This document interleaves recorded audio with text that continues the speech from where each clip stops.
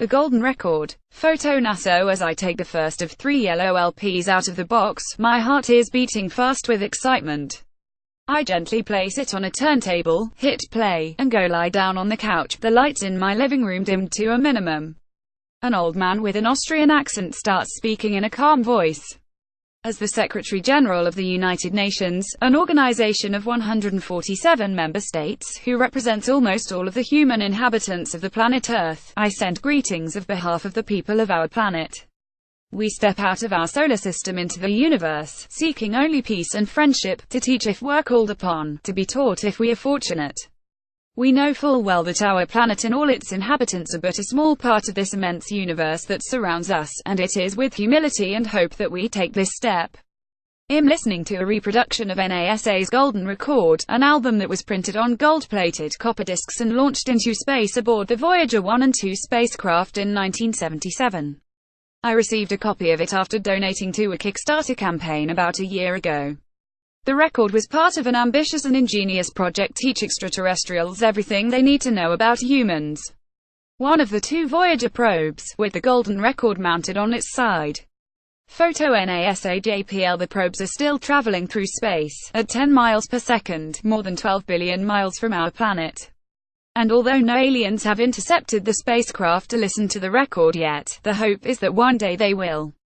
These discs, the sounds, music, and images they contain, could be the only record of life on Earth after we're all gone.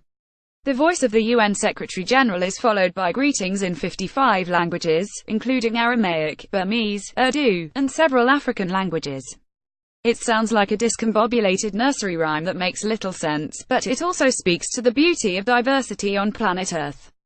Here we are, one species, but with a brain so big that we made up countless tongues to communicate with each other.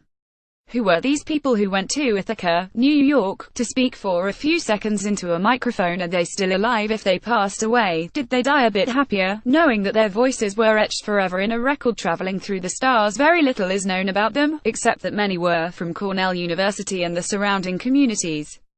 They were given no instructions on what to say, so the greetings vary. My favorite is in Amoy, a Chinese dialect. It says, "Friends of space, how are you all? Have you eaten yet? Come visit us if you have time." Photo NASA. Then the sounds of Earth start. This is the most beautiful part of the whole record. It's a history of our planet through sounds. First, you have nature: thunders, volcanoes, rain, crickets, fire. Then, you have the beginning of civilization: heartbeat, laughter, footsteps, the first tools.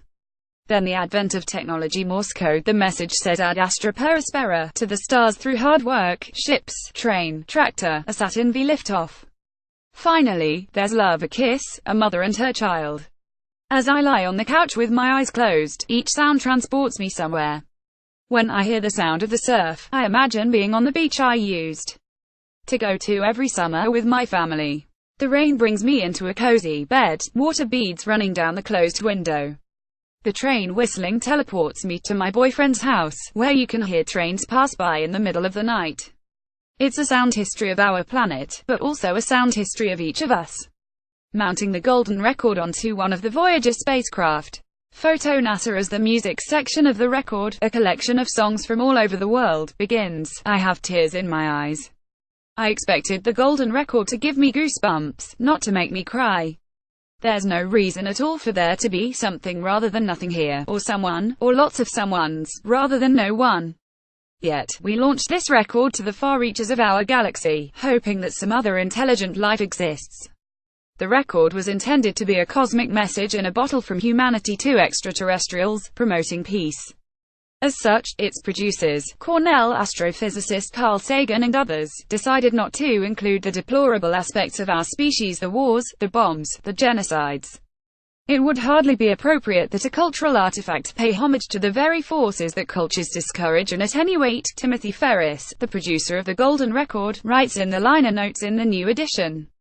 Photo NASA. However, the UN Secretary General who opens the Golden Record with his greeting is Kurt Waldheim. He was complicit in several Nazi war crimes, facts that weren't exposed until later. It's not totally clear how involved Waldheim was with the Nazi crimes against humanity, but despite our attempts to put our best foot forward, we have nonetheless introduced our message of peace with a man who served in units involved with massacres and deportations to death camps. As sad and ironic that is, it also speaks for humanity more than I want to admit. We are beacons of invention, technology, and science. We are Johnny Be Good by Chuck Berry. But we're also violent, we're ideologues, and we cause suffering. Accepting this is accepting who we are as a species. Even when we try to leave our dark side out, it seeps in unexpectedly. That doesn't take any value away from the Golden Record. It is one attempt at explaining all of life and culture on Earth. In all its imperfection, it is still beautiful. As I lay on my couch with my eyes closed, listening to Bach, then a Navajo Indian night chat, I couldn't stop marveling at how amazing it is to be part of this planet. I don't know what aliens would think of us if they ever intercepted the Voyager probes and figured out a way to extrapolate the disk's contents. Maybe it'll make no sense to them. To me, the Golden Record is a reminder of how beautiful our planet is and how unique of a home it is. It's also a reminder that we should take better care of it.